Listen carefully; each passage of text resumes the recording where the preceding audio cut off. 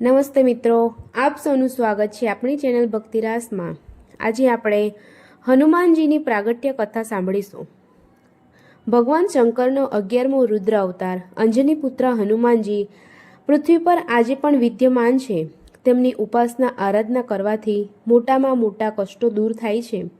પ્રાચીન ગ્રંથોમાં મહાવીર હનુમાનના જન્મના અનેક પ્રસંગો છે, જેમાંથી એક પ્રસંગ આપણે અહીં જાણીશું।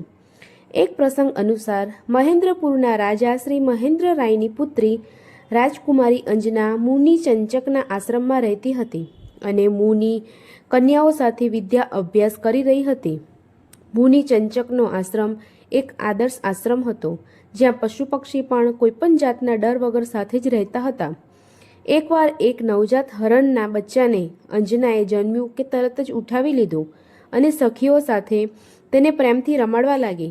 હરણી પોતાના બાળકનો ક્ષણિક પણ વિયોગ સહન ન કરી શકી અને પરલોક સિધાવી।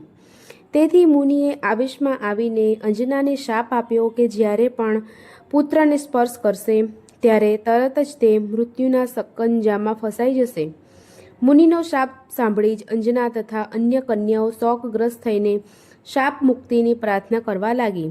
તેનાથી પ્રસન્ન થઈને મુનિએ કહ્યું કે અંજના કોઈ સાધારણ રાજકુમારી નથી, ભગવાન શંકર ખુદ તેના ગર્ભથી અવતાર લેશે। રાજકુમારી અંજનાનો વિવાહ સત્યપથ પ્રદેશના મહારાજ કેસરી સાથે થયો। ઘણા સમય સુધી તેમને રાજસુખ ભોગવ્યા બાદ મહારાણી અંજનાને પુત્રની કામના થઈ। આ કામનાની પૂર્તિ માટે તેમણે ભગવાન શંકરની આરાધના કરી। ભગવાન શંકરે પ્રસન્ન થઈ કહ્યું, 11 રુદ્રોમાંથી એક અંશ તેમને પુત્ર રૂપે પ્રાપ્ત થશે। ભગવાન શિવે તેમને જાપ કરવા માટે મંત્ર આપીને કહ્યું કે તેમને પવન દેવતાના પ્રસાદથી એક સર્વગુણ સંપન્ન પુત્રની પ્રાપ્તિ થશે। એકવાર સૌભાગ્યવતી અંજના પોતાની સખીઓ સાથે પોતાના આંગણામાં બેઠી હતી, ત્યારે આકાશ માર્ગથી એક સમડી કોઈ પિંડ જેવી વસ્તુ લઈને ઉડી રહી હતી। તે ઠંડા પવનને કારણે ઠરી ગઈ અને તેને કારણે આ પિંડ તેની ચાંચમાંથી છૂટી ગયું।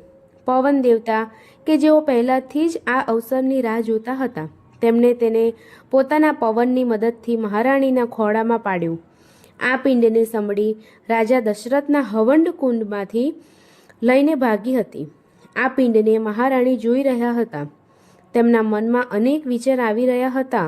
ત્યારે જ આકાશવાણી થઈ, હે અંજની, તમે તેને ગ્રહણ કરો, આ જ તમારા પુત્રની ઉત્પત્તિનું કારણ બનશે। મહારાણી અંજના તરત જ તેને ખાઈ ગયા અને ગર્ભવતી બની ગયા।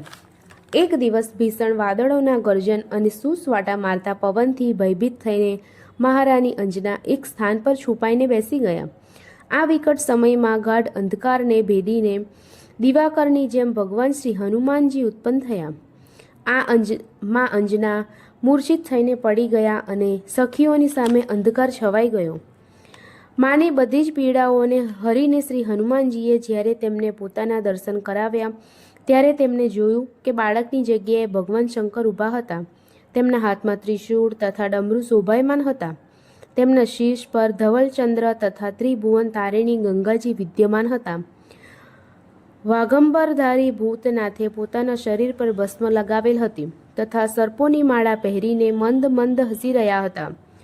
લોક કલ્યાણકારી ભગવાન શંકરે પોતાની માતાને સૃષ્ટિની રચનાથી લઈને મહાપ્રલય સુધીના બધા દ્રશ્યો બતાવ્યા અને સાથે સૃષ્ટિના બધા જ રહસ્યો જણાવીને અપૂર્વ જ્ઞાન જ્યોતિ આપી। ત્યારબાદ તેમને બાળકનું સસ્વરૂપ ધારણ કરી લીધું અને બાળક સ્વભાવનો પરિચય આપવા માટે રુદન કરવા લાગ્યા। આ રીતે ચૈત્ર પૂનમ સુદ અને મંગળવારના પવિત્ર દિવસે માતા અંજનાના ગર્ભથી મહાવીર હનુમાન અવતર્યા।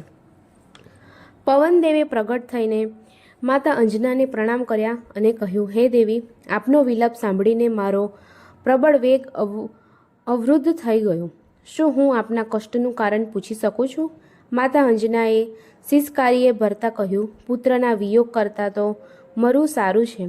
ત્યારે જ આકાશવાણી થઈ કે અંજને, તમે તમારા પ્રિય પુત્રને મહાત્મા પવનદેવને સોંપી દો, તેઓ જ તેની રક્ષાના અધિકારી છે। આકાશવાણીને સાંભળીને માતા અંજનાએ પોતાના પ્રાણોથી પણ પ્રિય નવજાત પુત્રને પવનદેવની દેખરેખમાં સોંપી દીધો। પવનદેવ પુત્રને લઈને પોતાના લોકમાં ગયા। વાયુલોકમાં બાળકનું અપૂર્વ સ્વાગત થયું। અને તે પવનપુત્રના નામથી પ્રસિદ્ધ થયા.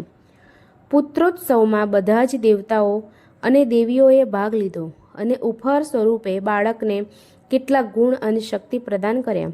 સૂર્યએ બુદ્ધિ તથા તેજ તેમજ વિષ્ણુએ ચક્ર શક્તિ તથા અમરત્વ, ઇન્દ્રએ વજ્ર શક્તિ, બ્રહ્માએ મનની ગતિનો વેગ તથા વિવિધ શક્તિઓ પ્રદાન કરી. અગ્નિદેવે વચન આપ્યું કે તેઓ આ બાળક માટે જળની જેમ શીતળ રહેશે. જળના દેવતા વરુણે કહ્યું કે આ બાળક જળચર જીવોની જેમ જળ પર સ્વેચ્છાથી ભ્રમણ કરી શકશે. પવનદેવે પણ પોતાની પ્રબળ શક્તિ આપીને બાળકને આકાશમાં ભ્રમણ કરવા યોગ્ય બનાવી દીધો. તો મિત્રો, આ હતી હનુમાનજીની પ્રાગટ્યની કથા. જો તમને ગમી હોય તો લાઈક કરો, શેર કરો અને સબસ્ક્રાઈબ કરવાનું ન ભૂલશો. જય શ્રી રામ.